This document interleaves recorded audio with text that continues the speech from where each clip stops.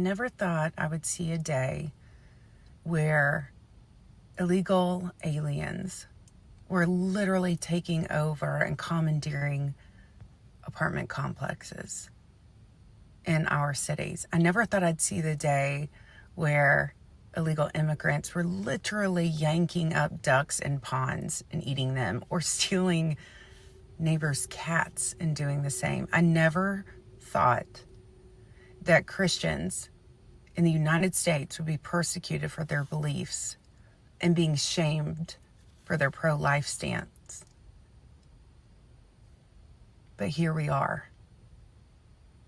And this is all strategic, and it has all been done by the Biden-Harris administration. And if you don't see that, please open your eyes. Tonight's debate was an absolute joke. It was 3v1.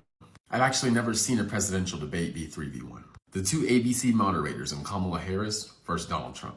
I didn't see the moderators fact check Kamala Harris once. She lied multiple times. They were working hard to fact check Trump. They asked her maybe one time about her changing her positions. She directly lied to our faces. She said, I'm going to answer all these. And she talked about fracking a little bit, and she started rambling about Trump. ABC did not push her on really anything, but they were pushing Donald Trump on multiple things. In addition to pushing Donald Trump multiple things, they were tossing her up questions so she could dunk on Donald Trump. The power of mass media manipulation is so powerful to the point I really believe that it has altered the minds of the American people, all right? When President Biden ran against Kamala Harris the last time, she literally did so bad as though she had to step down as well as step out of the election, all right? She has been the vice president for 3.5 years. And from then until now, the question to the American people would be, what has she done for you lately? All right? Honestly, what has Kamala Harris did from then to now to the point where people feel as though she's an eligible candidate to even run for the president of the United States, all right? Keep in mind, she never won a primary. She was literally given to the American people. She was literally handed over to the American people on a silver platter, might I add, all right? There were more eligible candidates, but for whatever reason, we got her, and no one ever questioned it, which is crazy to me. Looking at the presidential debate tonight between her and President Trump, I literally feel as though she is part of a systematic machine that will do anything in their power to make sure Donald Trump do not get in office come November of 2022.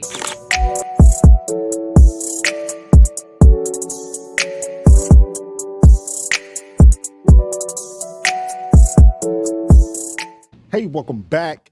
It's your man Wise, and yes, we got to talk about it, man. So Kamala Harris versus Donald Trump, and she brought the goon squad with her. We know it wasn't fair, but at the same time, we also know what time it is when you're going up against the machine, which is what President Trump is going up against. He's not just challenging a candidate. He is challenging the system. He is challenging the machine, which is known as the DNC. And they have infiltrated every part of our American society. It is what it is. I have some videos to share with you guys, but we're going to get into a clip to start things off from Megyn Kelly. She goes slap off. There's weird things going on with these earrings or something along those lines that Kamala had on yesterday. I don't know much about women's jewelry. I don't know much about the new technology out there that can look like earrings, but can be earbuds. I don't know, but I wouldn't put it past any of them. Like, share, subscribe to the channel. Drop me a comment down below. We got to get into this. We got to talk about it. And without further ado, let's go. I watched it. Did you watch it? I'm disgusted. I'm disgusted.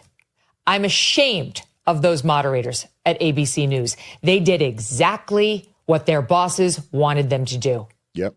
The person who runs ABC News is a close personal friend of Kamala Harris that is responsible for Kamala Harris and her husband meeting.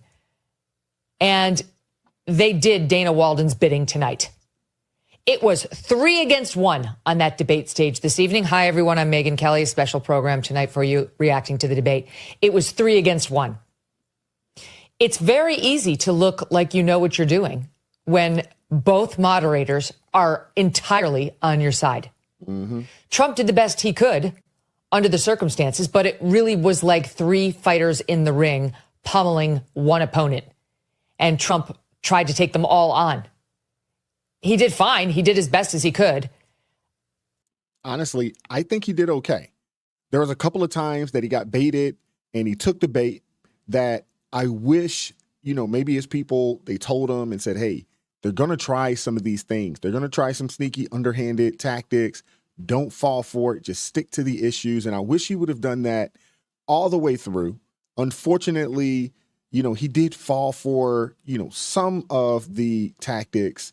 But overall, I thought he held his own in, very hostile territory and in a very hostile environment.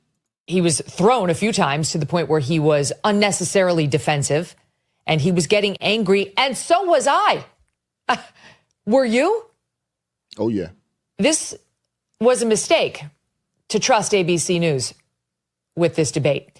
The Republicans must learn from this mistake. The same way the Democrats never agree to do anything with moderators they don't entirely trust. This should be the last time the Republicans ever do this. Because those two moderators tried to sink Donald Trump tonight. The numerous fact checks on what he said and none on what she said. None. I know, that's crazy. The fact that, this dude, I put a video up the other day. He was, or earlier this morning, I think there was 4 times that they fact checked him, 0 times that they fact checked her. She lied on multiple occasions. I think I had seen something today where, folks had said that maybe it was the Daily Wire that put out there that maybe she lied about 16 times. She was never fact checked once. This is insane, man. But I do agree with Megyn Kelly here. Republicans, you got to stop bending over backwards for these Democrats, man. You got to. You got to stop bending over backwards and you got to start fighting fire with fire. The GOP, the Republicans, a lot of the times when it comes to these types of situations, they come across very weak. Remember a single fact check of anything she said, and she lied repeatedly. She just got away with it. Mm-hmm. In the moderator's eyes, that was Donald Trump's job to fact check her. That's correct. Except you didn't employ that same tactic when it came to Trump. And you accused him of lying even when it was your opinion that he lied. When Trump tried to say that his comment that he lost 2020 by a whisker was him being sarcastic, David Muir actually injected saying, I didn't hear sarcasm. Who gives a shit what you heard? Who died and left you political analyst in chief? Fact. You're supposed to be the objective news anchor of World News Tonight. There was nothing objective about that debate. There was nothing unbiased about that debate. That entire debate, it was a complete biased sham of an event, but it was something that needed to be done.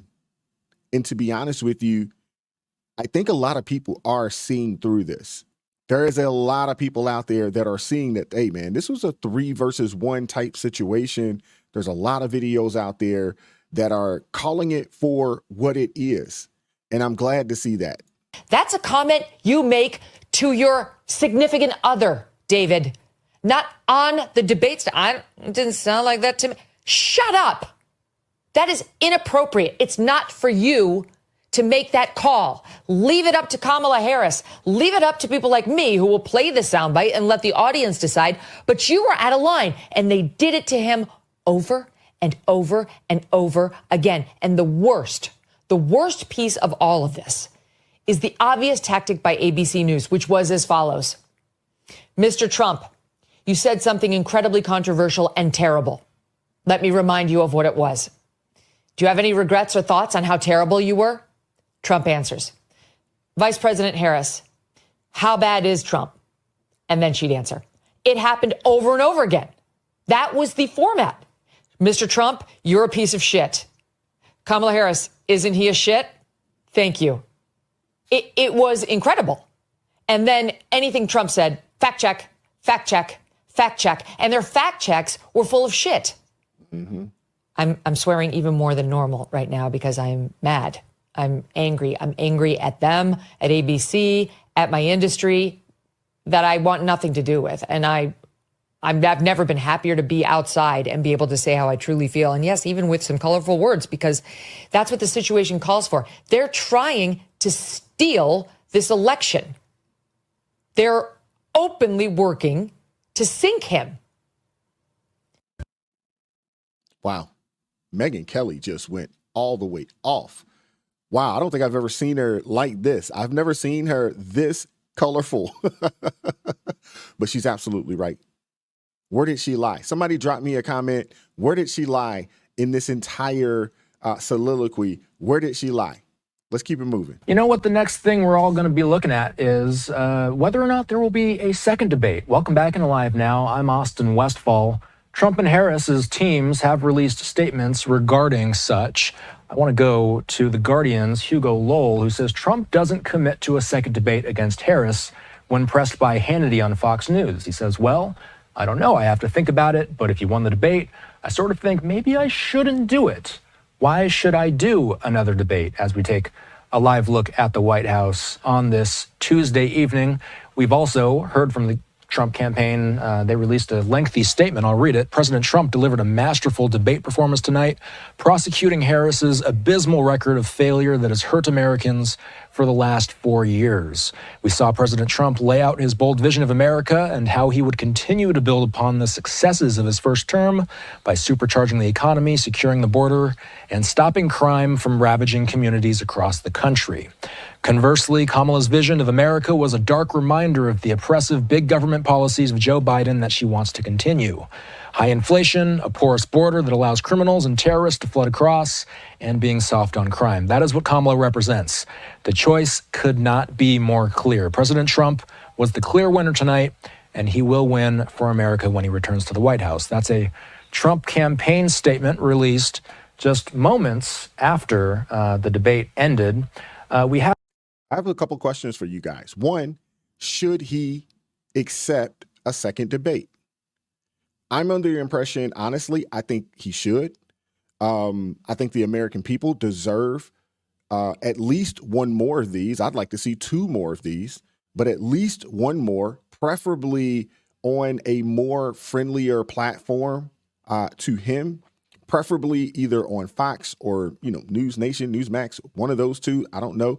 Maybe it could be independent and they could pull in a few independent journalists out there to moderate this particular debate, the next one up. I wouldn't mind that. Simulcast it everywhere. Everybody will, stream it and discuss it and converse about it, all across the world, because that's what's happening, all day last night and today. I wouldn't have a problem with that. I think he should consider it as long as it's on favorable conditions and a favorable environment for him. Now, I do agree with the statement that his, people put out. Again, I don't think that Kamala Harris crushed him in the debate as the people on CNN would say, but they would have said that no matter what. You know what I mean? They would have said that no matter what.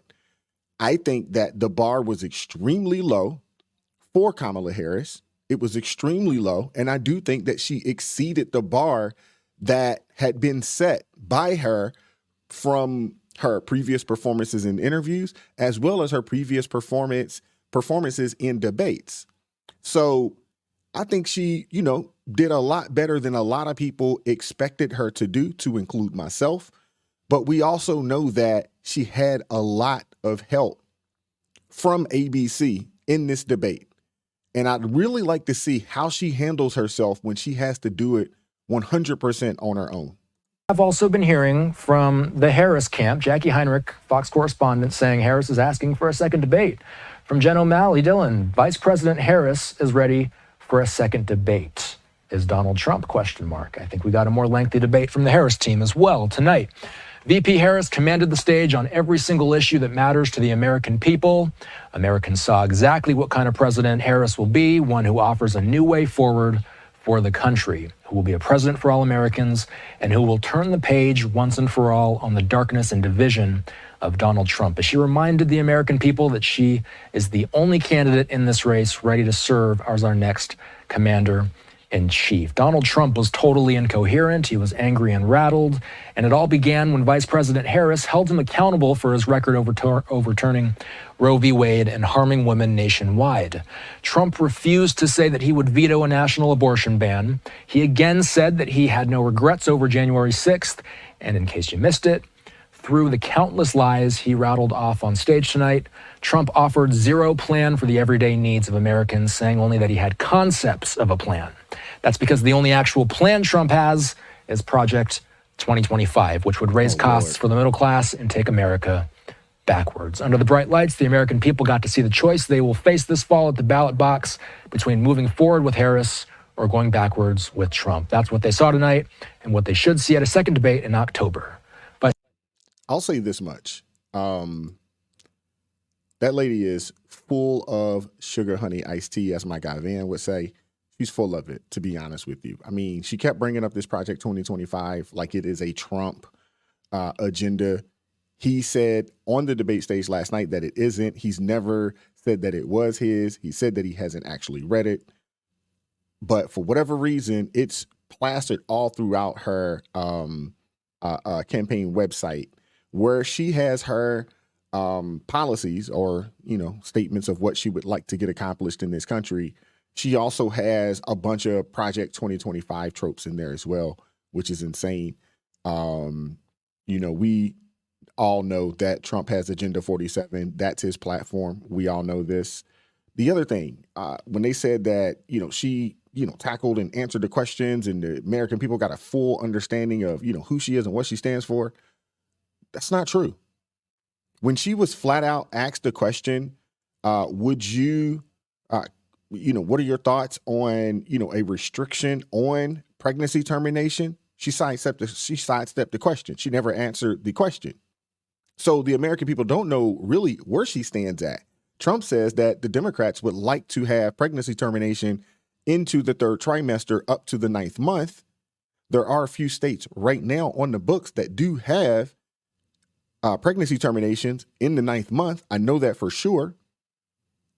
She wouldn't say, hey, there should be a restriction because Democrats don't think there should be any restriction.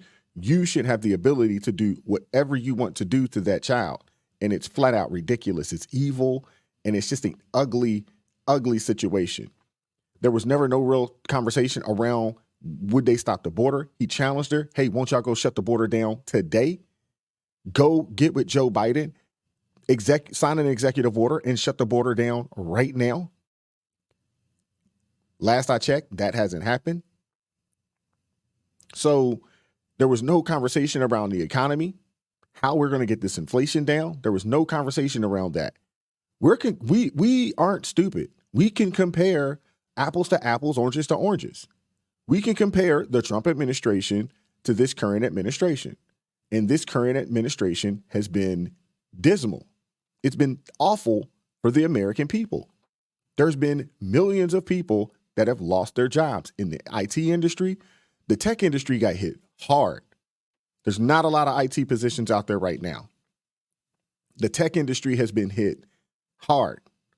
The trade industry got hit hard. Businesses are closing down, all across the country. Things aren't as great as they would like us to believe.